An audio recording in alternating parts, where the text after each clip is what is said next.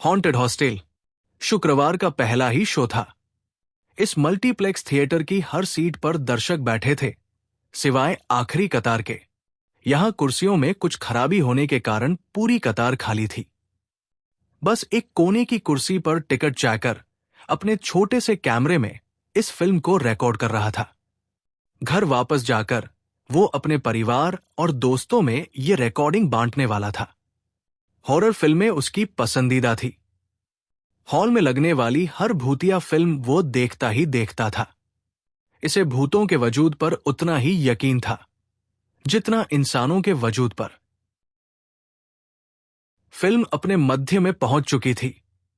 तकरीबन 15 साल का एक लड़का हॉस्टल के उस अंधेरे कमरे में खुद को नकारात्मक शक्तियों से घिरा महसूस कर रहा था। उसके चारों ओर से आ रही अजीबो गरीब आवाजें धीरे धीरे उसके करीब आती जा रही थी। अचानक वो पलटा और यहां सभी दर्शकों की सांसें अटक गई। वहां अंधेरे से एक लंबी सी औरत सीधे उसी की ओर बढ़ रही थी। उसका चेहरा पूरी तरह बालों से ढका था और उसके सीधे लटके हुए हाथों पर उगे वो लंबे नाखून किसी के खून से रंगे थे। एक तीखी चित्कार के साथ चुड़ैल ने उस लड़के को कई फीट ऊपर हवा में उड़ा दिया और फिर झटके से नीचे फर्श पर पटका। पर्दे पर वो लड़का उस अंधेरे कमरे के फर्श के बीचों बीच अधमरी हालत में पड़ा हुआ था। एक दबी सी हंसी और पायल की झंकार उसके आसपास गूंजने लगी। यहां इस टीसी के चेहरे पर कुछ शिकन आई। साले कुछ भी बना देते हैं। हॉलीवुड फिल्म की चुड़ैल के पैरों में झांझर। ये आवाज उस फिल्म के सीन के साथ भी नहीं जा रही थी। वहां वो लड़का कराह रहा था और यहां हर वूफर से सुनाई दे रही थी मध्यम सी हंसी की आवाज और पायल की झंकार। शुरुआत में तो सभी ने यही अंदाजा लगाया कि शायद कोई तकनीकी खराबी है।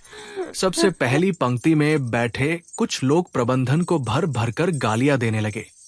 वहां पर्दे पर यकायक वो सीन ठहर गया, लेकिन हंसी और झंकार अब भी सुनाई दे रही थी।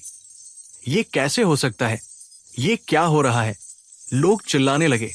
हॉल की दीवार पर लगे वूफर से आती वो हंसी की आवाज इस अंधेरे में स्वतः ही रोंगटे खड़े कर रही थी। जल्द ही सभी के चेहरे डर से सफेद पड़ने लगे। सभी एक दूसरे को विस्मय से तक रहे थे। अपनी कुर्सियां छोड़ने की भी हिम्मत नहीं थी किसी में। सच तो ये था कि वो बुरी तरह डरे हुए थे, लेकिन तय नहीं कर पा रहे थे कि फिल्म को हिट करने के लिए ये किसी तरह की योजना थी या सच में हॉल के इस अंधेरे में कोई शैतान घुस आया था। उधर सबसे आखिरी में बैठे टीसी के हाथ भी डर से कांपने लगे। पूरे हॉल को दहला रही उन डरावनी आवाजों का बवंडर ही मानो उसे घेर चुका था। सामने पर्दे पर ठहरे हुए दृश्य में भी रात हो रही थी, इसलिए अंधेरा यहां दोगुना हो गया। वो यहां सबसे ज्यादा दहशत में इसलिए भी था कि केवल वही इस बात को जानता था कि ये सब किसी योजना के तहत नहीं हो रहा है। लेकिन फिर हो क्यों रहा है? अचानक उसके नथुने कुछ फूले। अजीब सी बास आ रही है उसके ठीक सामने की कुर्सी के नीचे से, जैसे किसी की चिता जल रही हो। वो मोबाइल का टॉर्च उस तरफ करते हुए नीचे झुका। वहां शायद उसे कुछ दिखाई दिया जिसने उसके दीदे फाड़ दिए और पलक झपकते ही धुआं छोड़ते एक झुलसे हुए हाथ ने उसकी कलाई थाम कर उसे कुर्सी के नीचे अंधेरे में खींच लिया। पता ही नहीं लग रहा था कि यहां अभी 2 पल पहले तक कोई बैठा भी था। इधर बाकी कुर्सियों में भी लोगों के बीच हलचल बढ़ गई। बाहर जाने वाले दोनों दरवाजे खुद ब खुद अपनी चौखटों से टकरा रहे थे। इस आबनूसी अंधेरे के बीच डरे हुए लोगों की चीखें मानो दीवारों को फाड़ दे। सभी को अपनी कुर्सियों के नीचे से धुआं उठता दिखाई देने लगा। जब तक ये सभी एक जगह पर आकर जमा होते, ऊपरी सीढ़ियों से लुढ़कती हुई एक लाश इनके बीच आकर रुकी। कुछ पल लगे दर्शकों को समझने में कि खून से सना मांस का ये लोथड़ा शायद इंसान रहा होगा। हाहाकारी चीखों के साथ वहां भगदड़ मच गई। अपनी योजना के अनुसार 2 रात पहले अर्जुन इस जगह आया था। आज तीसरी रात है और आज फिर ड्यूटी के बाद सादे कपड़ों में वो उन जंगलों की तरफ जा रहा था। रात के वक्त इस हाईवे से गुजरना किसी के लिए भी सुरक्षित ना था, चाहे वो पुलिस इंस्पेक्टर अर्जुन ही हो। ये हाईवे दूर तक सुनसान पड़ा था। साफ सीधी सड़क चांदनी में धुली सी दिखाई दे रही थी, जिसके दोनों किनारों को घने पेड़ों ने ढका हुआ था। ठंडी हवा के साथ रह रहकर कोहरा उसे खुद में छुपा लेता। सब ठीक था, लेकिन वो अपार्टमेंट पार करते ही उसे अपने साथ किसी और के होने का भी आभास हो रहा था। उसकी बुलेट पर बढ़ा हुआ वजन ही बता रहा था, जैसे कोई चुपचाप उसके पीछे आकर बैठ गया हो। अर्जुन उसी तेजी से बुलेट चलाता रहा। बस एक बार एहतियातन उसकी नजर रिव्यू मिरर पर गई। उसके पीछे कोई नहीं है। ये देखकर उसने तसल्ली की सांस भरते हुए नजरें सामने की ही थी कि अचानक उसकी आंखों के सामने से कुछ गुजरा और बुलेट पर उसका नियंत्रण खो गया। बुलेट के साथ वो कुछ फुट दूर तक घिसटता चला गया। बुलेट अपनी पूरी तेजी से हाईवे के किनारे एक दरख्त से बस कुछ ही इंच पर रुक गई। अर्जुन की अंदर की सांस ही अटक गई थी। उसे तो समझ ही नहीं आ रहा कि क्यों वह उस पेड़ से टकराया नहीं है। उसने तुरंत पलटकर उस ओर देखा। जितनी दूर तक वो देख सकता था उसने देखा, लेकिन अब वहां सिवाय हल्के से कोहरे के कुछ और नहीं दिख रहा। उसने कुछ पल लिए ये याद करने में कि आखिर वो क्या था। काले धुएं का गुबार, लेकिन यहां तो दूर तक कुछ जलने की बू नहीं आ रही। फिर धीरे से उठा और बुलेट भी सीधी खड़ी की। उसकी जीन्स और लैदर की जैकेट की बदौलत वो सही सलामत था। बस घुटने पर मामूली रगड़ के अलावा उसे कोई नुकसान नहीं हुआ है। फिर उसने आसपास नजरें घुमाई। ये लगभग वही जगह है जहां उसे पहुंचना था। कमर पर दोनों हाथ रखे उसने गहरी सांस भरी। इस वक्त चाहे पूरी दुनिया उसे कहे कि ये जगह बिल्कुल पवित्र है, लेकिन वो नहीं मान सकता। खैर, फिलहाल उसके आसपास उसे कोई दिख तो नहीं रहा। उसका हाथ अपनी बेल्ट पर लगी सर्विस रिवॉल्वर पर गया। इस दुर्घटना में वो गुम हो सकती थी। बुलेट से चाबी निकालकर जेब में रखते हुए वो जंगल के अंदर दाखिल हो गया। चलते हुए अंदर ही अंदर उसे अफसोस भी हो रहा है कि पांडे की बात मानकर उसे अपने साथ क्यों नहीं लाया। आधा सच तो वो जान ही चुका है, पूरा बताने में हर्ज ही क्या था। इन्हीं विचारों में वो एक दिशा में बढ़ता रहा। जंगल अपने मध्य में घना हो जाएगा। वहां जंगली जानवरों का खतरा भी है, लेकिन जहां उसे पहुंचना है वो जगह जंगल की उतनी गहराई में नहीं है। जल्द ही उसे वो पगडंडी दिखाई दी जो उसकी मंजिल तक जाती है। 15 मिनट चलते ही उसे दिखाई दिया जंगल के अंधेरों के बीच जगमगाता वो विला, शशांक का विला।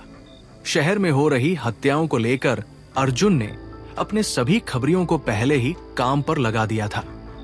किसी पर जरा भीषक होने पर उसे तुरंत खबर देनी थी। अब तक पूरा महकमा और अधिकारी सभी हत्याओं को किसी खास गिरोह या एक ही साइको की तरह के आदमी की करतूत समझ रहे हैं। उनके लिए सभी हत्याएं एक जैसी हैं, लेकिन अर्जुन अपनी समझ से ये जानता है कि ये कम से कम 2 लोग या गिरोह हो सकते हैं। जो लोग अगवा हुए थे उनमें से कुछ के सड़े गले अंग जंगल और नालों में मिले थे। दूसरी तरह की हत्याएं वह थी जिनमें सीधे सीधे हत्या की गई। लाशें बुरी हालत में ही सही, लेकिन मौजूद थी, और हथियार या हत्यारे का कोई सुराग ना मिला।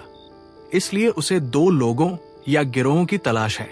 उनमें से एक के बारे में पुख्ता जानकारी हासिल करने के लिए उसने अपने किसी खास को उसके पास भेजा था।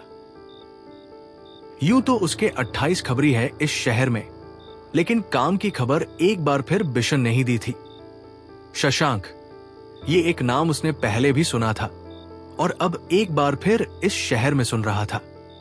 शशांक कौन है और कहां से आया था ये तो कोई नहीं जानता था, लेकिन हां, इतना जरूर पता था अर्जुन को कि इससे पहले वो गोवा में इंसानी मांस और खून का गंदा कारोबार चला रहा था।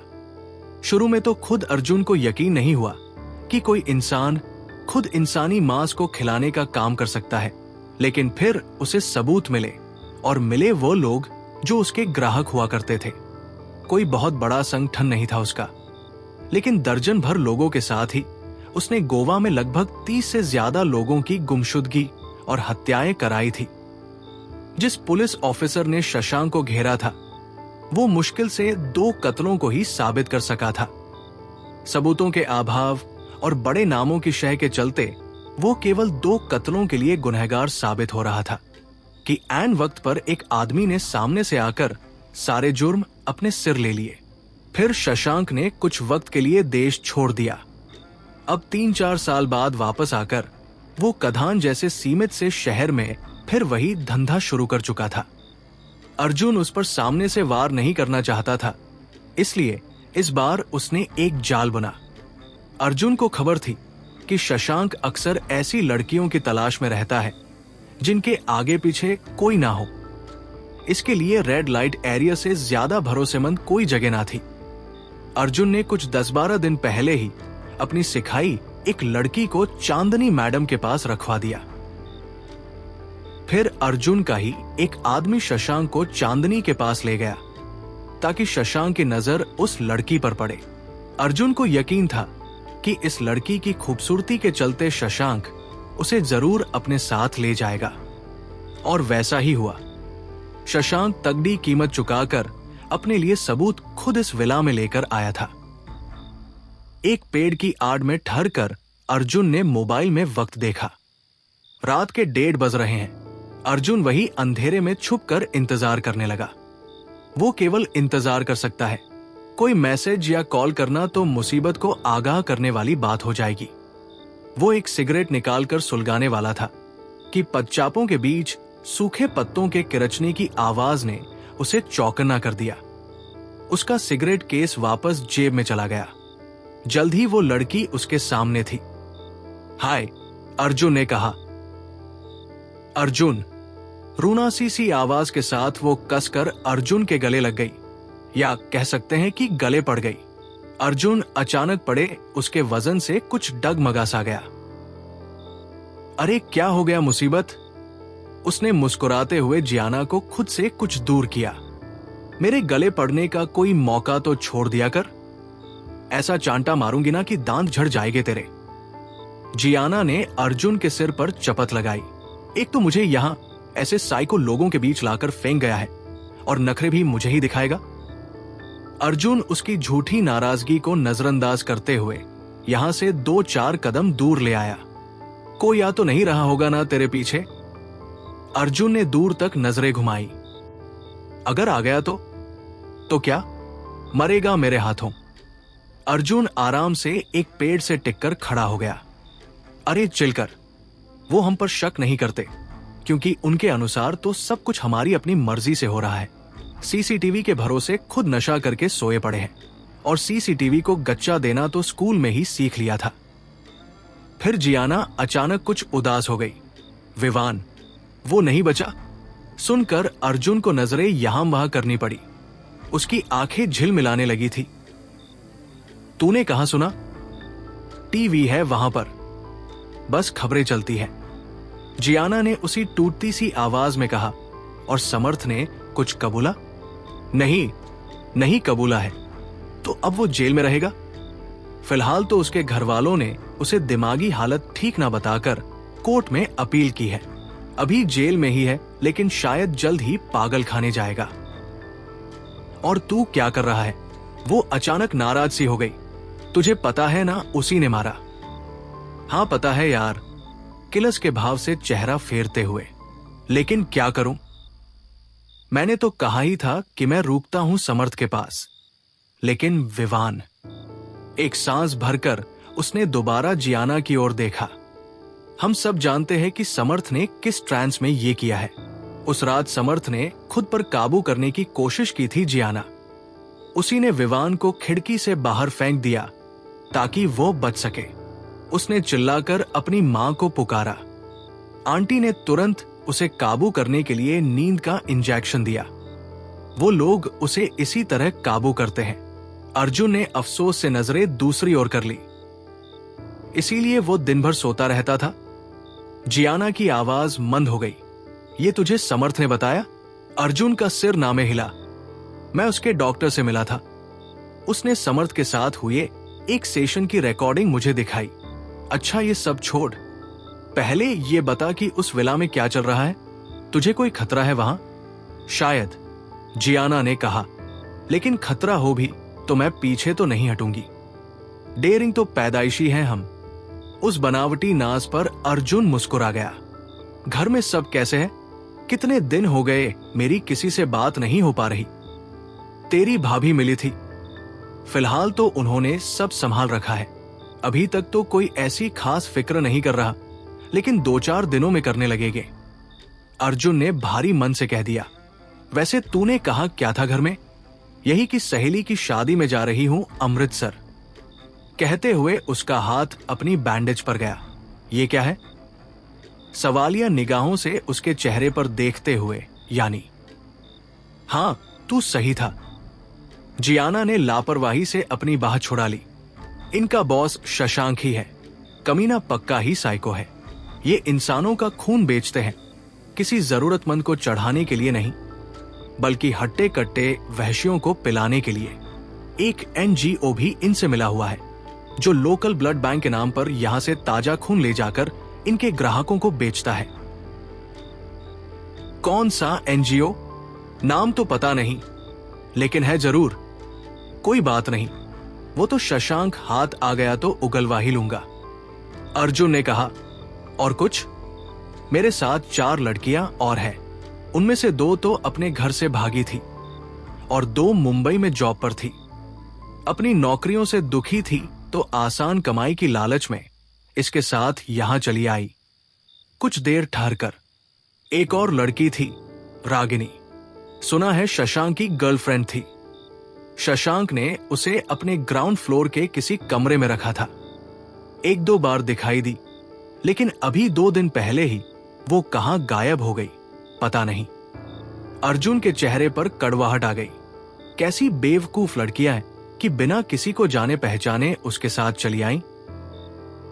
शशांक ने घेरा ही ऐसे है। मुझे भी तो यही कहकर लाया कि मेरे बड़े बड़े लोगों से कॉन्टैक्ट्स है, फिल्मों में या नाटकों में रोल दिला देगा। कितने ही बिजनेसमैन उसके दोस्त हैं, तो अच्छी नौकरी दिलाने का लालच देता है। फिर जिस तरह से कैरी करता है खुद को, देखा तूने अर्जुन? पर्सनालिटी भी मस्त है उसकी, और 3 पीस से नीचे कुछ पहनता नहीं। हर वक्त clean shaved, fully groomed. Ziana इस तरह बोली कि अर्जुन को चुभ गया। हाँ, और लड़कियों को तो चाहिए ही क्या?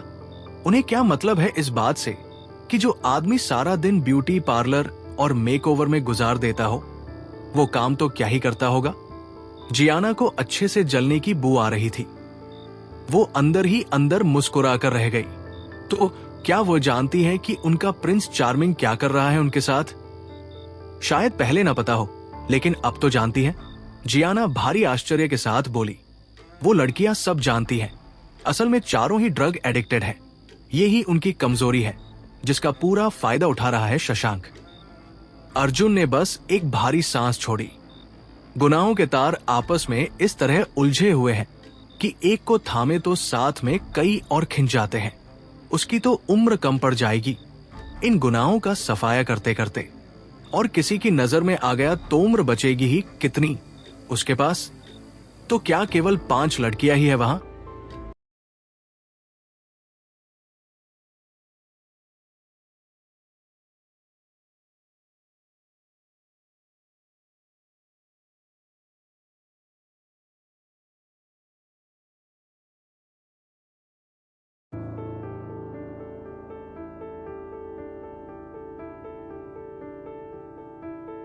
You will be listening in next episode.